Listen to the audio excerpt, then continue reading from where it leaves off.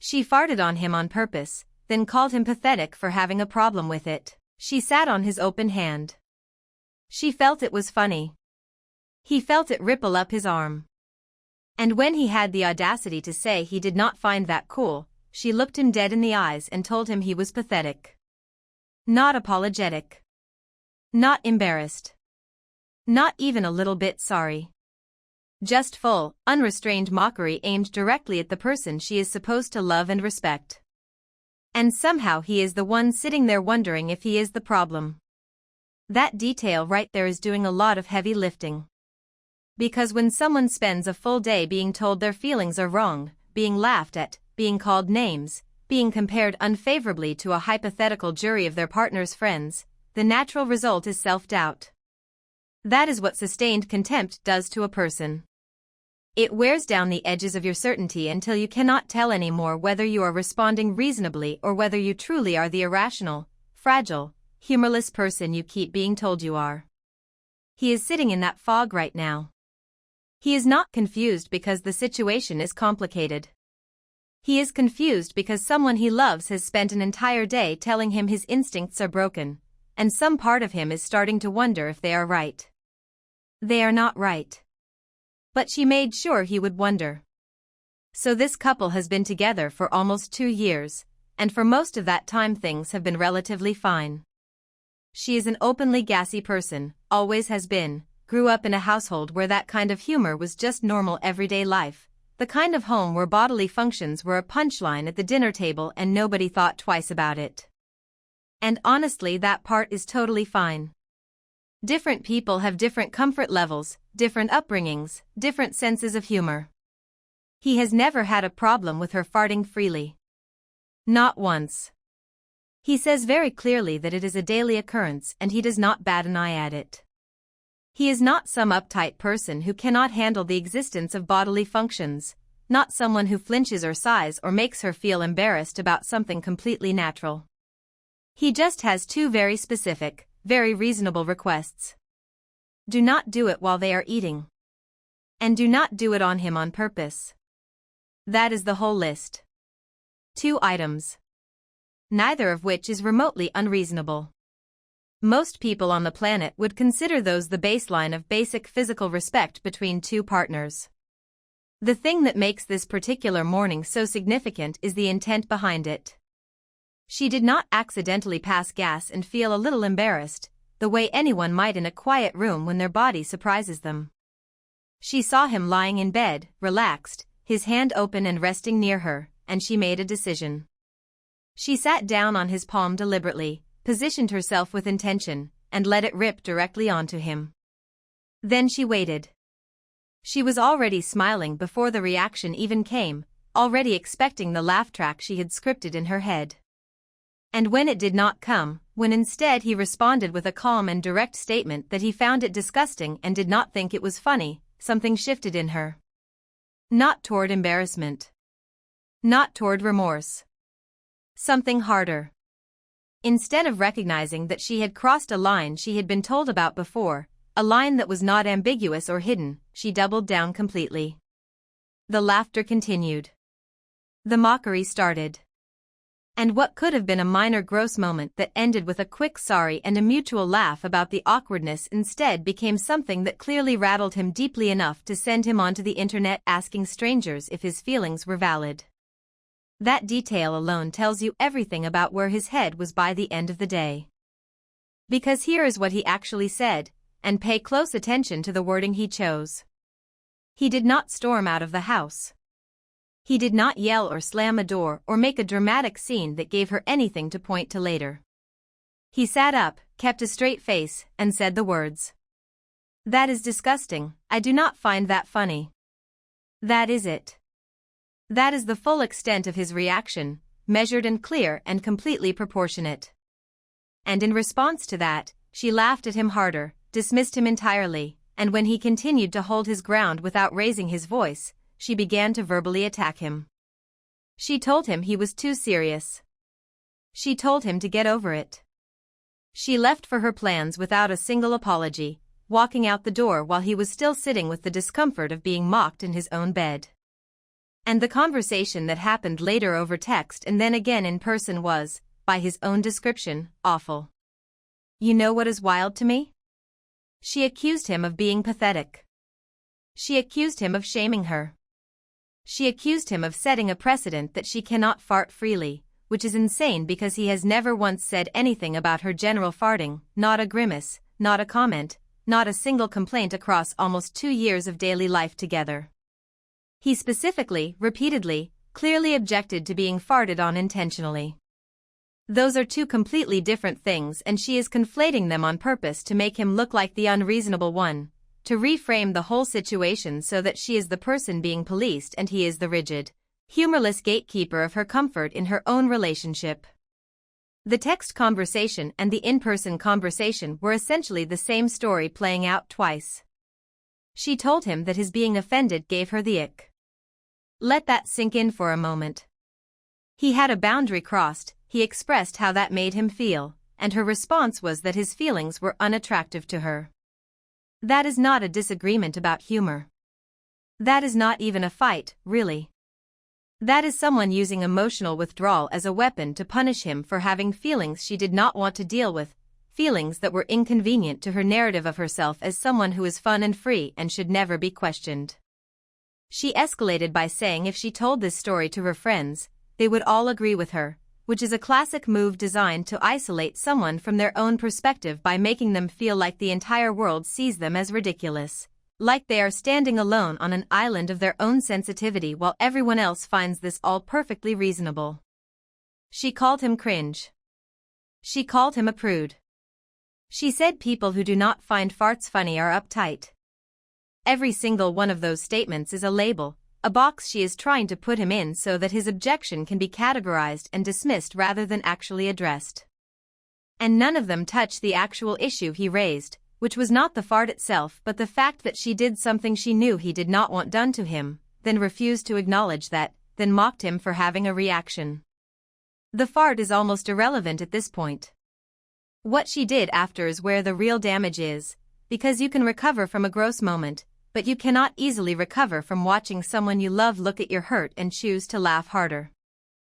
He actually tried to use a really smart analogy here and she dismissed it out of hand. He brought up spitting. He told her that he does not have a problem with her spitting in the street, it is a bit gross but whatever, not his business, her body her choice. But if she were to intentionally spit on him, that would be disrespectful regardless of how she personally feels about spitting. And she told him those two things are completely different without explaining why, just a flat dismissal delivered with the confidence of someone who does not feel they owe him a real argument. Because she cannot explain why. Because they are not different. The principle is identical and he landed on it clearly. It is not about what the act is. It is about intent and consent and whether the person you love gets to tell you they do not want something done to their body and have that be respected. The fact that she refused to even engage with the analogy honestly, that she said it was different and then just stared at him, says everything about how interested she actually was in understanding his point rather than simply outlasting it. What he is actually describing here, and I think he understands this even if the emotion of it all makes it harder to articulate in the moment, is a partner who refuses to acknowledge his perspective as valid. She is not engaging with what he is saying. She is not pushing back with a counter-argument or trying to find a middle ground. She is performing exasperation at being questioned at all, treating his feelings like an interruption she has to wait out rather than something worth engaging with honestly. The eye-rolling. The faces. The dismissive tone that carries more contempt than any single word she said. Those are not the behaviors of someone who is frustrated but still trying to understand. Those are the behaviors of someone who has decided the conversation is beneath them and that he should simply agree with her and move on. And then she asked him to apologize to her. I want to sit with that for a second because it is genuinely stunning. He is the one who had something done to him that he is asked not to be done, clearly and more than once. He is the one whose feelings were mocked and belittled and turned into a punchline for the entire day. He is the one who communicated calmly and repeatedly and got nothing but contempt in return, who held himself together even as she escalated, and each new round of the conversation stripped away a little more of his confidence that he was allowed to feel what he was feeling. And at the end of all of that, she positioned herself as the injured party who deserves an apology for the crime of him having a reaction she did not like. She is not just refusing to apologize. She is demanding the inverse of an apology, demanding that he absorb the blame for the entire episode and hand it back to her wrapped up in remorse. Think about the kind of confidence that requires. Think about what you have to believe about yourself and about your partner to look at that situation and arrive at the conclusion that you are owed something. It is breathtaking in the worst possible way. The dynamic she is trying to establish here is one where his feelings are always the problem, where having preferences about his own body is shameful, and where her comfort and her humor take total precedence over his basic dignity. That is not a small thing. That is not a quirk or a communication style difference or a bad morning that they can shake off by dinner. That is a fundamental incompatibility in how two people treat each other, and it deserves to be named clearly and taken seriously rather than buried under the embarrassment of the subject matter or the fear of seeming like someone who cannot take a joke. Here is where I stand on this, and I am not going to soften it. He is not the problem. He is not a prude. He is not pathetic. He is not cringe. He is a person who said, clearly and calmly, "Please do not do that specific thing to me," and his partner not only ignored that but punished him for saying it out loud. The fact that the act in question is a fart does not change the dynamic one single bit. The principle is the same whether we are talking about a fart, a flick, a splash of water, or anything else someone does to another person's body without their consent and against their explicitly stated wishes. Consent and respect do not have a humor exemption. What concerns me most is not this one morning. What concerns me is the pattern of response she showed throughout the entire day. She did not cool down and come around once the heat of the moment passed. She did not text him later with a quieter, more reflective apology once she had time to think. She doubled down every single time he tried to engage, each round of the conversation leaving him with less dignity than the last. She introduced new insults each time the conversation continued, reaching further into her arsenal rather than stepping back from it. She threatened his standing with her social circle, implied his feelings were not just wrong but embarrassing. She made his feelings into a character flaw, something broken in him rather than something reasonable in the situation. That level of consistent, sustained dismissal does not come from nowhere. It comes from a person who genuinely believes they do not have to consider his feelings if those feelings inconvenience them. That is a deeply troubling thing to discover about someone you are 2 years into a relationship with, when you are past the early stage where everyone is on their best behavior and you are supposed to be building something real.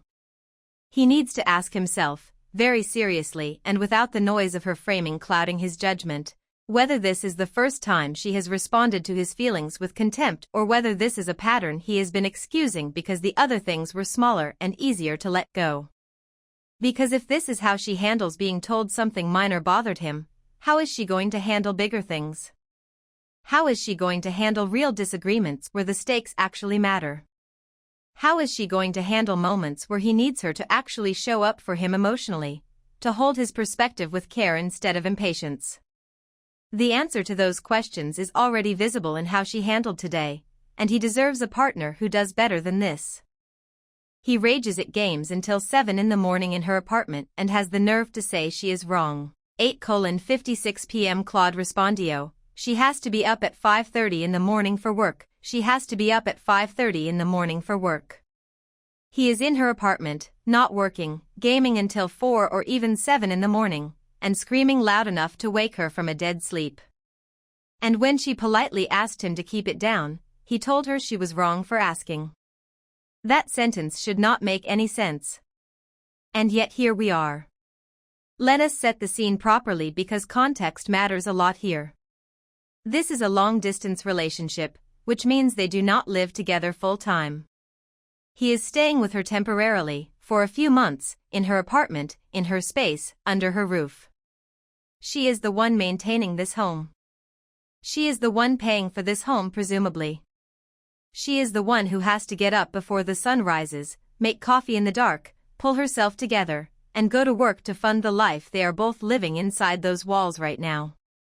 Meanwhile, he gets to stay behind in a warm bed in a home that is not his, with no alarm set, no obligations pulling at him, no consequences for how late he stays up. He is a self-described night owl who games until the early hours of the morning, sometimes 4, sometimes 7, and occasionally loses his temper loudly enough to jolt her awake mid-sleep, heart pounding, completely disoriented, with a 5:30 alarm still looming. She did not ban him from gaming. She did not say he needs to be in bed by a reasonable hour. She did not ask him to change his sleep schedule or his lifestyle or his hobbies or anything about who he fundamentally is as a person. She made one specific and targeted request. When she has work the next morning and needs to be up at 5:30, could he please avoid the games that cause him to rage, because the noise wakes her up and she needs her sleep. That is the full scope of what she asked. Not a lecture. Not an ultimatum. A single, gentle, completely logical ask rooted in nothing more than the basic human need to rest before a 5:30 alarm. And somehow that became a conflict worth bringing to the internet. Honestly, I need a moment here. She is letting this man live in her home, presumably without splitting the bills, keeping her up on work nights with noise loud enough to pull her out of a dead sleep, and he has the nerve to push back when she asks him to keep it down. The audacity is something else entirely. The detail about the neighbors is worth pausing on because it shows exactly what kind of person she is. She is not just thinking about herself in this moment. She is worried about the people in surrounding apartments who are also being subjected to whatever level of noise he is making at 3 in the morning. People who never agreed to this arrangement and have no say in it. That is the consideration of someone who is trying to be a decent member of a community, someone who is aware that her home exists within a larger building full of other people living their lives. It also quietly reveals just how loud he actually is, because if she is genuinely concerned about audible impact through apartment walls, we are not talking about a little enthusiastic gameplay. We are talking about something significant enough to be a neighborhood problem, the kind of noise that travels through drywall and makes strangers in adjacent units press their ears to the wall wondering what is happening next door. His defense is that he does not think he is being very loud. And that might even be somewhat true from his perspective, because when you are inside the experience, inside the game, flooded with adrenaline and the specific cocktail of frustration that competitive gaming produces, your own volume is genuinely hard to gauge. You are reacting, not monitoring. Your attention is entirely outward, directed at a screen, and the sound coming out of your own mouth feels proportional to the emotion driving it. People consistently underestimate how loud they are when they are emotionally activated. But here is the thing about that defense. It does not actually matter whether he thinks he is being loud. She is the one trying to sleep. She is the one being snapped awake in the dark. Her experience of the noise is the relevant data point, not his impression of his own volume while he is in the middle of making it. His perception and her reality are two different things, and her reality is the one with consequences attached. And this is where the imbalance of the situation becomes really hard to ignore. He is a guest in her home. Not a roommate with equal standing, not a partner who has been woven into this space for years and built up the kind of mutual investment that comes with shared history. A temporary resident who is there because she is being kind and accommodating and wants to spend time with him despite the miles between them. The basic social contract of being a guest in someone else's home is that you respect the rhythms of that home, especially when those rhythms are tied to that person's livelihood and well-being. Her job is not optional. Her sleep is not optional. His late-night rage gaming is, by any reasonable standard, the flexible variable in this situation. That should be obvious without anyone having to say it. There is also something worth naming about the emotional labor she is carrying here. She is managing her own exhaustion, her concern for the neighbors, the anxiety of having this conversation with someone she loves, and now the disorienting experience of being told she was wrong for asking. The ask itself should have been met with an immediate and genuine acknowledgement, The kind of response that comes from a partner who sees her and takes her needs seriously. She should have heard him say something like, "You are right, I am sorry, I will sort myself out on your work nights." Instead, she is sitting there composing a post asking strangers on the internet if she was wrong for wanting to sleep through the night before a 5:30 alarm. That is how sideways this went, and it says a lot about how hurt she has been feeling in this dynamic. He is not a villain. He is probably not even intentionally inconsiderate, and it is worth being fair about that. A lot of people who game late into the night develop a genuine blind spot about how they exist in shared spaces because for them the experience feels solitary and internal, and the noise they create feels secondary to the immersive experience they are having. The walls disappear. The other people in the building disappear. The sleeping partner in the next room disappears. It is understandable as a human phenomenon, especially for someone who has spent years gaming alone in his own space with no one else to account for. But understandable does not mean acceptable, and the fact that he pushed back instead of immediately correcting himself is the part that moves this from an honest mistake into something worth paying attention to. Because if someone who loves you tells you that something you are doing is affecting their sleep and their ability to function at work, the correct response is not to defend the behavior. The correct response is to stop the behavior immediately and feel genuinely bad that it was happening at all. To ask if there is anything you can do to make it right. To sit with the discomfort of having been the source of someone else's disruption. The fact that his first instinct was to argue about the volume, to push back on her perception of his own noise, suggests that he has been prioritizing his comfort and entertainment over her basic needs without fully reckoning with what it means to be a considerate presence in her life and in a home that belongs to her. She is 100% in the right here. There is genuinely nothing to debate. She made a modest, targeted, completely reasonable request that directly protects her health, her income, and her relationship with her neighbors. He is a guest who is not contributing financially and whose primary activity during the hours in question is recreational. The idea that she owes him unlimited noise tolerance in her own home at 3 in the morning before a workday is not just wrong, it is backwards.